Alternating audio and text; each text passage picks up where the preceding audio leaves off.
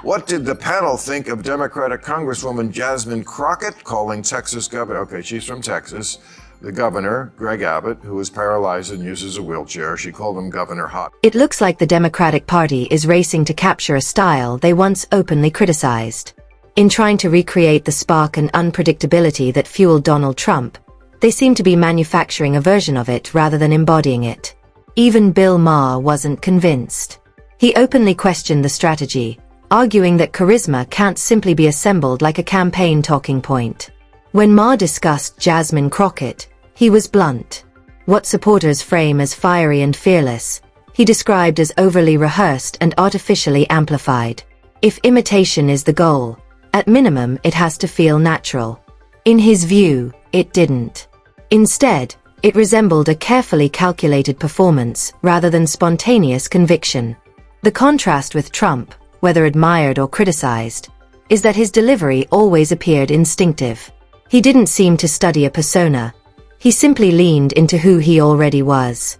When observers from different perspectives begin pointing out the same disconnect, it suggests the issue might not just be partisan nitpicking. Congressperson Crockett is part of the new trend where informality is okay, where formality used to reign. Okay, fine. That's been going on since the 60s. So her routine is that she wants to bring a little bit of what I might quaintly call the ghetto catfight into these spaces. I get it, bring a blaxploitation movie or something into Congress.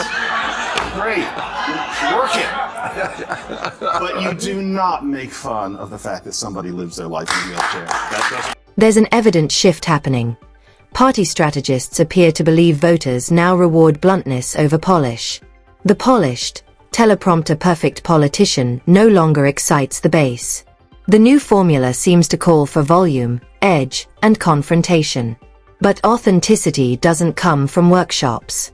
Voters already sensed stiffness in Kamala Harris's carefully delivered humor and what critics describe as the overly scripted tone of Tim Walz. When something feels choreographed, audiences detect it quickly. Energy alone isn't enough. Attempting to recreate Trump's commanding presence without sharing his instinctive rhythm risks appearing theatrical rather than persuasive. Strategy without sincerity rarely connects. Good to see you in the new year. No one could have told me that when I went down to Austin, now it looks like a little bit over a year ago, that I would be running for Congress. It's just not what my plan was. But what I've always decided is that I would step up when there was a need. Earlier footage of Crockett painted a different picture. She appeared composed, articulate, and measured. There was an ease in her delivery that felt genuine. Over time, however, her public style shifted toward sharper rhetoric and heightened intensity. To some viewers, the change felt sudden, less evolution and more rebranding. Trump's boldness, divisive as it was, never seemed scripted. It was consistent with his long-standing persona. Critics argue that Crockett's new approach feels more consultant-driven than organic. And voters are remarkably perceptive when it comes to distinguishing instinct from performance. During a discussion with Chris Cuomo, Maher reiterated his skepticism, questioning both her tone and the broader party enthusiasm surrounding it. They make 1,000 jokes about it. But he's a comic. But it just shows you that, you can joke about these things without I'm fine with it. When you cancel one person, because it's a black woman who's doing it, they're not going to cancel her. Totally. That's the problem. You're right. She wears the magic armor.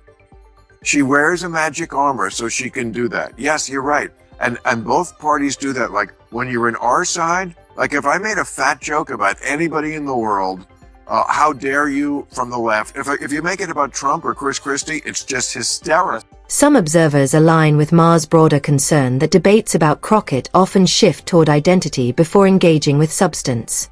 Supporters argue that scrutiny can be unfair. Critics counter that policy should remain the focal point. This tension reflects a wider national conversation about identity politics and merit. Comparable arguments emerged during Harris's tenure as vice president, where detractors claimed legitimate criticisms were too quickly labeled prejudiced. Elevating leaders primarily as symbols can create towering expectations. If performance falls short of the narrative, political backing can erode just as rapidly as it formed. In one heated exchange, Crockett referred to Nancy Mace as childish, intensifying partisan divides and drawing further scrutiny. Somebody's campaign coffers really are struggling right now, so she gonna keep saying trans, trans, trans, so that people will feel threatened. And child, listen, I want y'all to tell me whether or not. Do not call me a child. I am no child. I want to find out which of those emails actually have Chairman, I'm reclaiming my time. You will not do Order. That exchange unfolded during a debate on transgender policy, a subject that reliably ignites strong emotions. As tensions rose, discussion shifted from the policy itself to questions of motivation. Crockett implied that Mace's position was financially driven rather than principle-based. Critics interpreted that as sidestepping substance in favor of character critique. This pattern isn't limited to one political faction. Across the spectrum, when debates stall, attention often turns to intent rather than ideas. The result is more spectacle than resolution. She's so rotten, she wants migrants picking cotton. We present to you Democratic Congresswoman Jasmine Crockett, who made this shocking argument why America needs immigrants. Roll it, Alfred. So I had to go around the country and educate people about what immigrants do for this country, or the fact that we are a country of immigrants. Right. The fact is, ain't none of y'all trying to go and farm right now. Okay, so I'm lying. Raise your hands. When the wheels fall off. You're not. We done picking cotton. We are. You can't pay us enough to find a... Beyond presentation, critics have scrutinized Crockett's policy depth, particularly on immigration and border enforcement. Some argue her positions rely more on messaging than detailed solutions. Comparisons have even been made to Harris's famously lengthy explanations, not as praise, but as commentary on clarity concerns. For voters seeking straightforward answers, ambiguity fuels frustration. Immigration debates resonate deeply in communities worried about economic strain and job competition. Broad slogans, critics argue, fail to address complex realities. When rhetoric overshadows specifics, doubt grows. The dumbest I ever heard in my life. Here's the thing. This goes back to what we talked about earlier. They never have a solution. Just listen to your dumb ass. You want to talk about agriculture? Why don't you fix the lottery? Why don't you make it easier for people who want to come into this country to work in agriculture and equitation and factories? Get rid of the lottery. Open it up. Talk to the president. Like, hey, we got a plan. We want to make it easier for people who can vet and come in and work in this country. Come up with an idea. Besides, any of y'all want to pick cotton? We're like, we're in suits in the middle of the Midwest. Why would we pick cotton? It's like the extreme stupidness of what she speaks.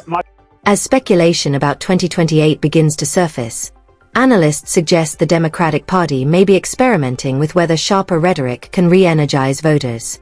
The theory seems simple. Louder equals stronger. But Trump's electoral success wasn't purely stylistic. Supporters highlight his economic messaging, outsider framing, and unfiltered contrast with political elites. Agree or disagree, his communication was unmistakable. Attempting to replicate tone without replicating clarity or conviction risks superficiality. Style can spark attention, but substance sustains momentum. Voters tend to recognize the difference. Ain't none of y'all trying to go and farm right now. Okay, so I'm lying. Raise your hands. When the wheels fall off. You're not. We done picking cotton. We are. You can't pay us enough to find... Another controversy emerged when Crockett criticized Byron Donalds, referencing his interracial marriage. Opponents quickly pointed out what they viewed as inconsistency, noting that Harris is also married to a white man. Meanwhile, Bernie Sanders frequently condemns concentrated wealth and oligarchic systems. Critics respond by naming influential Democratic donors such as George Soros and Reid Hoffman, arguing that financial power shapes both major parties. For many observers, the overarching conclusion is that political double standards are bipartisan. Accusations of corruption often coexist with similar power structures behind the scenes. And with that, this analysis wraps up. If it offered a fresh perspective, share your thoughts and continue the conversation in the next discussion.